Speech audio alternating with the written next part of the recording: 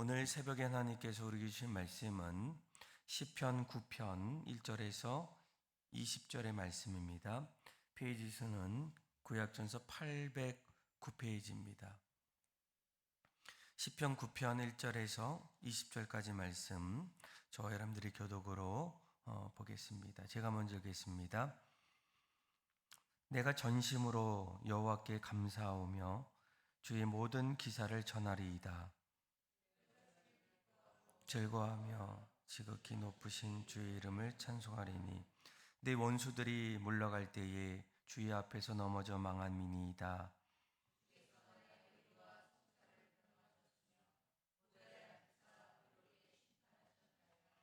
열방을 책하시고 악인을 멸하시며 저희 이름을 영영히 도말하셨나이다.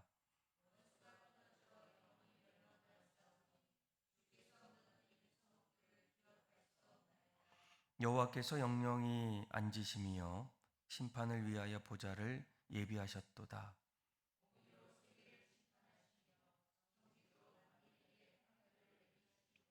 여호와는 또 압제를 당하는 자의 산성이시요 환난 때의 산성이시로다.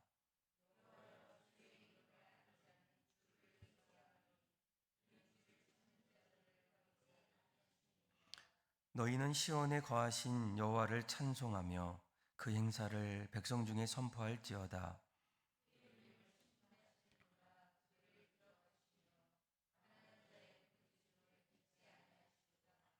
여호와여 나를 긍휼히 여기소서. 나를 사망의 문에서 일으키시는 주여 미워하는 자에게 받는 나의 공고를 보소서.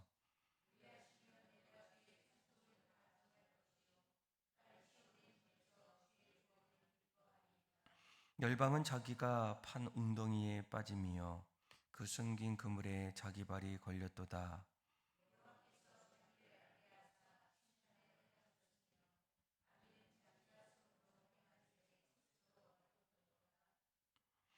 악인이 음부로 돌아가며 하나님을 잊어버린 모든 열방이 그리하리로다.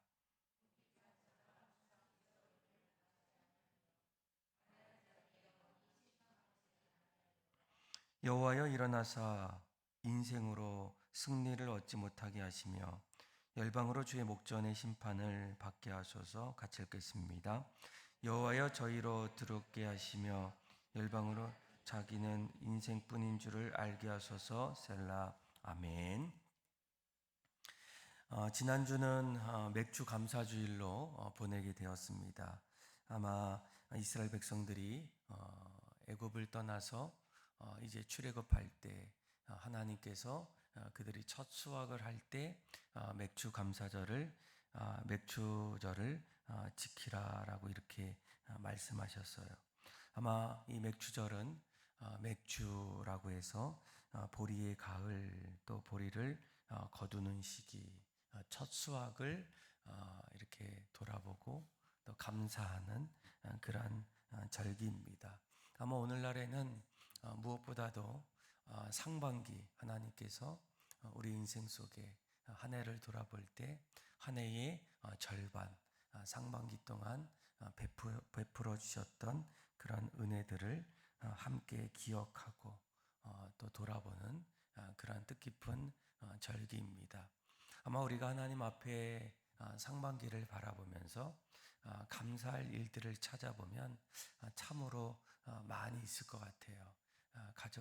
가족을 지켜주시고 또 건강을 허락해 주시고 또 날마다 내가 무언가를 할 수 있도록 또 숨 쉴 수 있도록 또 지낼 수 있도록 또 하나님이 그 안에서 은혜를 베풀어 주셨던 그 일들이 얼마나 많이 있겠습니까? 아마 지난주 말씀을 돌아보면 크게 세 가지 우리가 하나님 앞에 감사해야 될 아주 중요한 이유들이 있어요. 무엇보다도 지난주 말씀을 보니까 시편 136편에 보면 하나님이 이 세상을 지으셨기 때문에 하늘의 달과 해와 공기와 또 심지어는 우리까지도 하나님의 작품으로 만드셔서 우리가 이 세상을 살아갈 수 있도록 많은 것들을 보고 누릴 수 있도록 하나님의 작품 속에서 너무나 감사한 그런 이유들이 있습니다. 또 우리가 감사해야 될 이유는 하나님이 이스라엘 백성들 애굽의 노예로 있다가 이제는 그들을 그곳에서 건져주셔서 하나님의 자녀로 구원의 하나님으로 이끌어 주셨던 그 은혜들을 생각해 보면 이보다 더 감사한 일이 어디 있겠습니까? 또 그러면서도 여전히 그 가운데서 우리를 돌봐주시는 그런 하나님의 은혜가 있다는 거예요. 아마 시편 136편 말씀 23절인 8절에 23절에 보면 비천한 가운데서도 우리가 실패하고 또 연약하고 또 눈물이 있고 아픔이 있던 그런 자리에서도 우리를 돌보신 그 하나님의 은혜가 있기에 우리는 날마다 감사할 수 있다는 거예요. 오늘 우리가 읽었던 이 시편 9편 말씀을 보게 되면 1절과 2절도 여러분 마찬가지예요. 오늘 시편의 저자 다윗이죠. 다윗이 1절에 이렇게 얘기합니다.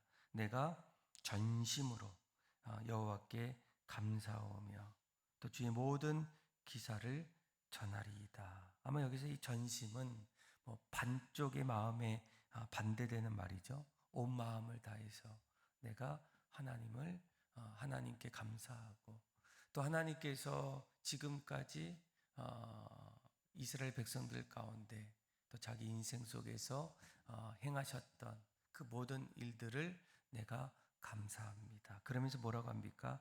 그동안 베푸신 그 모든 하나님의 일들을 내가 전하리이다. 또 2절에도 이렇게 얘기하죠. 내가 주를 기뻐하고 즐거워하며 지극히 높으신 주의 이름을 찬송합니다 라고 얘기해요. 그러니까 오늘 다윗은 무엇보다 전심으로 내 삶 속에 또 이스라엘 백성들 가운데 찾아오셨던 그리고 행하셨던 그 하나님 앞에 감사하고 또 기뻐하고 찬송한다라고 이렇게 얘기해요. 다윗이 이런 고백을 했던 이유가 무엇일까? 그러니까 오늘 본문을 보면 다윗이 내가 만났던 그 하나님의 놀라운 일들을 이렇게 설명하게 됩니다. 우리 한번 3절에서 우리 한번 6절까지 말씀 같이 한번 읽어볼까요? 시작. 내 원수들이 물러갈 때에 주의 앞에서 넘어져 망하님이이다. 주께서 나의 의와 송사를 변호하셨으며 보좌에 앉으사 의롭게 심판하셨나이다. 열방을 책하시고 악인을 멸하시며 저희 이름을 영영히 도말하셨나. 주께서 무너뜨린 성읍들을 기억할 수 없나이다. 아멘. 오늘 다윗은 무엇보다도 그의 삶의 자리에 그가 아마 성경학자들은 사무엘을 통해서 기름 부음을 받았을 때 그의 나이가 15세에서 한 17세가 되지 않았을까. 그리고 그가 실제로 왕이 되었던 시기는 15년에서 20년이 되었을 때 그가 이스라엘의 두 번째 왕이 되어집니다. 아마 그동안 그는 인생의 삶에 있어서 인생이 이렇게 힘들고 어렵고 때로는 포기하고 싶은 그런 삶을 살았던 사람이 바로 다윗입니다. 왜이겠습니까? 그가 기름 부음을 받고 난 이후에 또 그가 골리앗을 무찌르고 난 이후에 이스라엘의 왕이었던 사울, 다윗을 시기하기 시작하고 미워하고 이제는 그를 죽이려는 그런 자리에서 다윗은 끊임없이 왕에게 쫓기는 인생, 그 인생을 살아갔다라는 거예요. 때로는 그가 집을 떠나서 나중에 사무엘상 22장 또 24장에 보게 되면 아둘람 굴에 또 엔게디 동굴에서 피신하고 또 도망갈 때 어느 날 이 사울 왕이 이제 용변을 보러 이제 그곳에 있을 때 다윗을 따라왔던 부하들이 이런 얘기를 합니다. 이제는 사람들에게 어, 이제 다윗이 그 모습을 볼 때 부하들이 오늘이 하나님이 원수를 넘겨준 날입니다라고 얘기해요. 아마 그 정도로 다윗의 이 삶은 너무나 처절하고 힘들게 됩니다. 아마 누구에게도 말할 수 없는 그런 고통과 아픔들이 있었어요. 그런데 오늘 우리가 읽었던 말씀을 보게 되면 다윗이 그럴 때마다 가장 먼저 찾았던 사람이 바로 하나님이었다는 거예요. 그러니까 다윗은 그 누구보다도 누구에게 말하기 어려웠지만 가장 먼저 나를 지으시고 나와 함께 하시는 그 하나님 앞에 자신의 삶의 그런 고백들이 넘쳐나게 돼요. 그래서 오늘 4절에 보면 이렇게 얘기하죠. 주께서 나의 의와 송사를 변호하셨다. 또 보좌에 앉으사 의롭게 심판하셨다. 그리고 열방을 책하시고 악인들을 말하시고 아마 그의 삶의 자리에서 하나님 왜 이런 일들이 일어납니까? 때로는 누구에게 말할 수 없는 억울한 일들, 또 답답한 일들, 또 무언가 풀리지 않는 그런 삶의 자리에서 다윗은 사람들에게 말하기보다 오히려 하나님, 내 이야기를 하나하나 들어주시고 또 그 안에서 내 삶을 빚어가시는 그 하나님. 그래서 이 다윗은 이렇게 얘기합니다. 여호와여, 내가 주께 부르짖나이다. 여호와여, 내가 주께 부르짖나이다. 아마 우리도 때로는 힘들고 어려운 일이 있을 때 친구를 찾아가고 또 남편에게 이야기하고 또 아내에게 말할 때도 있고 엄마에게 너무 속상해서 그렇게 이야기할 때도 있지만 오늘 다윗은 어떻게 합니까? 자신의 모든 삶을 들으시고 또 그 자리에서 길을 열어주시는 그 하나님 앞에 자신의 이야기를 억울했던 또 답답했던 그 모든 것들 그래서 그 가운데 원수를 끊어주시고 또 무너뜨려 주시는 그 하나님을 내가 찬양하고 있다라는 거예요. 또 오늘 7절에서 이제 12절까지 말씀을 보게 되면 다윗이 하나님 앞에 감사하고 찬양했던 또 한 가지 이유가 나옵니다. 우리 한번 7절에서 우리 12절까지 한번 읽어볼까요? 시작. 여호와께서 영영히 앉으시며 심판을 위하여 보좌를 예비하셨도다. 공의로 세계를 심판하심이요 정직으로 만민에게 판단을 행하시리로다. 여호와는 또 압제를 당하는 자의 산성이시요 환난 때와의 산성이시로다. 여호와의 주의 이름이 아는 자는 주를 의지하오리니 이는 주를 찾는 자들을 버리지 아니하십니다. 너희는 시온에 거하신 여호와를 찬송하며 그 행사를 백성 중에 선포할지어다. 피 흘림을 신문하시는 이가 저희를 기억하시며 가난한 자의 부르짖음을 잊지 아니하시는도다. 아멘. 그러니까 다윗은 또 한 가지 하나님을 바라보면서 하나님은 세상을 공의롭게 다스리신다라는 거예요. 아마 요즘에 가장 사회적으로 이 젊은이들이 가장 중요하게 여기는 것 중에 하나가 무엇입니까? 공정이라는 거예요. 결과도 중요하지만 결과보다 사실 기회가 더 공평해야 된다. 아마 거기에 청년들이 더 반응하게 되고 누구도 차별받지 않는 그런 모습들. 그래서 우리가 노력한 만큼 내가 인정을 받아야 한다. 무엇 때문이 아니라 똑같은 자리에서 내가 열심히 일하고 준비할 때 그에게 분명한 기회가 찾아와야 된다. 아마 거기에는 그동안 사회를 바라봤을 때 사회를 신뢰하지 못하는 그런 또 반대적인 그런 모습들이 얼마나 많이 있겠습니까? 아마 우리가 살다 보면 때로는 이건 아닌데 이렇게까지 하면 안 될 것 같은데 이건 공평하지 않지 그런 생각들이 찾아올 때가 있어요.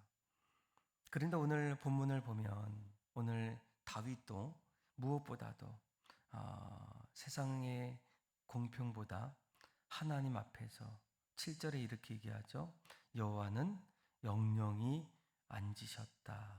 그래서 심판을 위하여 보좌를 예비하셨다. 그리고 8절에 이렇게 얘기합니다. 공의로 세계를 심판하시며 정직으로 만민에게 판단을 행하신다라는 거예요. 아마 이 다윗이 자기 인생에서 사울 왕으로부터 쫓김을 받았을 때 얼마나 힘들고 어렵겠습니까? 그런데 어느 날 사울 왕이 이제 좀 용변을 보다가 사람들에게 이제 위협을 당할 수 있는 그런 상황을 맞이하게 돼요. 그래서 이 다윗에 따라왔던 그 사람들이 이런 얘기를 합니다. 오늘이 하나님의 원수를 넘어뜨릴 수 있는 그런 시간이라고 얘기해요. 그때 다윗이 뭐라고 합니까? 다윗은 여호와께서 기름 부은 받은 자에게 내가 손을 대지 않겠다라는 거예요. 아마 거기에는 무엇보다 하나님은 공의로우시다. 하나님이 행하실 때 하나님이 그 안에서 분명히 때가 되었을 때 그 부분을 지금까지 있었던 일들을 다 기억하시고 다 행하신다라는 그 믿음을 다윗은 갖고 있었다라는 거예요. 아마 그의 마음속에는 무엇보다 하나님은 공의로우시다. 하나님은 반드시 이 세계를 공의로 다스리신다. 그리고 주를 찾는 자는 사람들이 볼 때 버리는 것 같지만 반드시 하나님은 그를 찾으신다. 그리고 일으키신다. 이렇게 고백하고 있어요. 그리고 나서 이 13절부터 이렇게 얘기합니다. 13절부터 이제 마지막 20절까지 말씀을 보게 되면 하나님은 무엇보다 우리를 결코 잊지 아니하신다라는 거예요. 우리 한번 13절에서 우리 한번 20절까지 한번 읽어볼까요? 시작. 여호와여 나를 긍휼히 여기소서. 나를 사망의 문에서 일으키시는 주여 미워하는 자에게 받은 나의 공고를 보소서. 그리하시면 내가 주의 찬송을 다 전할 것이요 딸 같은 시온의 문에서 주의 구원을 기뻐하리이다. 열방은 자기가 판 웅덩이에 빠짐이요 그 숨긴 그물에 자기 발이 걸렸도다. 여호와께서 자기를 알게 하사 심판을 행하셨으며 악인은 그 손으로 행한 일이 스스로 얽혔도다. 악인이 음부로 돌아가며 하나님을 잊어버린 모든 열방이 그리하리로다. 궁핍한 자가 항상 잊어버림을 보지 아니하며 가난한 자가 영영이 실망치 아니하리로다. 여호와 일어나사 인생으로 승리를 얻지 못하게 하시며 열방으로 주의 목전에 심판을 받게 하소서. 여호와의 저희로 두렵게 하시며 열방으로 자기는 인생뿐인 줄 알게 하소서.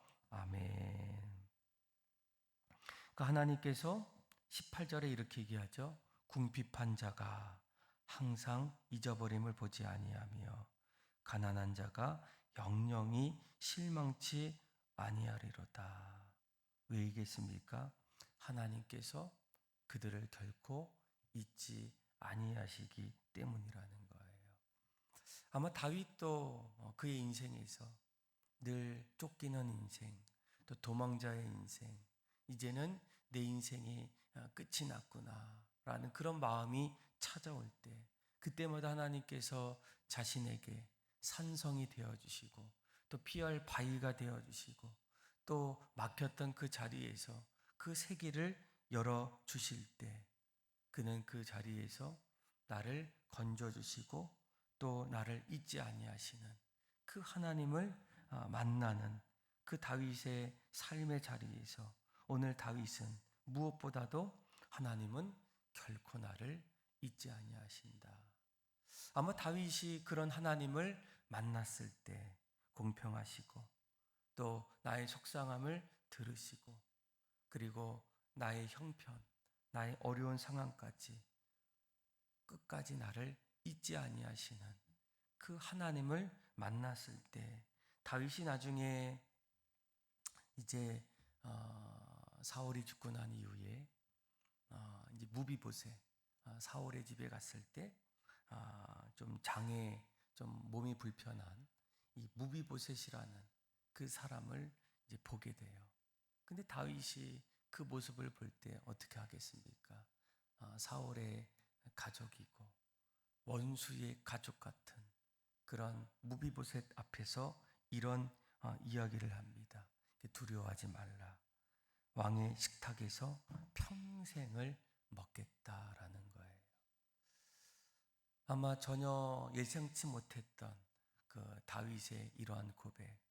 어제 우리 같았으면 이제 왕권이 바뀌었고 또 그동안 사울 왕이 자신을 어렵게 했기 때문에 그를 멀리하고 그를 어떻게 할 수 있는 그런 자리에서 오히려 다윗이 이 무비보셋에게 왕의 식탁에서 평생 먹겠다라고 그가 고백했던 이유가 무엇입니까? 그 인생에서 찾아오셨던 자신의 삶의 가장 어려운 때에 여전히 자신의 모든 어려움을 이해하시고 또 공평한 모습으로 찾아오시고 또 그 안에서 결코 자신을 잊지 아니하셨던 그 하나님을 점점 만나보고 깨달았을 때 다윗이 이러한 하나님의 마음으로 연약한 사람들 또 부족한 사람들을 세워주고 함께하고 도와주는 일들이 나타났다는 거예요. 사랑하는 믿음의 성도 여러분, 아마 우리가 오늘 이 말씀을 통해서 정말 우리가 하나님 앞에 감사해야 될 이유가 무엇일까? 그리고 우리의 삶 속에 감사의 모습이 있을까? 아마 다윗도 늘 그의 입술에는 감사가 있었고 그 감사의 인생 속에서 또 누군가에게 자신이 받았던 그 하나님의 그 사랑을 흘러보내는 그런 모습들 아마 우리에게도 이런 일들이 나타나야 되지 않겠습니까? 또 교회를 이뤄가는 공동체 안에서 이제는 하나님의 사랑, 이제는 이웃 사랑으로 이어져야 되지 않겠습니까? 이를 위해서는 무엇보다 다윗처럼 늘 하나님의 은혜를 기억하고 또 감사하고 또 그 감사한 마음으로 이제는 세상으로 그 사랑을 흘러보낼 수 있는 저와 여러분들의 삶이 다 되기를 주님의 이름으로 축원합니다. 기도하겠습니다. 하나님 아버지, 오늘 다윗의 고백이 우리의 고백이 되게 하여 주셔서 전심으로 하나님께 감사하며 하나님을 찬송하고 이제는 그 하나님이 우리에게 주셨던 그 사랑을 이웃들에게 흘러보낼 수 있는 그런 사랑의 공동체가 되게 하여 주옵소서. 예수님의 이름으로 기도합니다. 아멘. 찬송가 300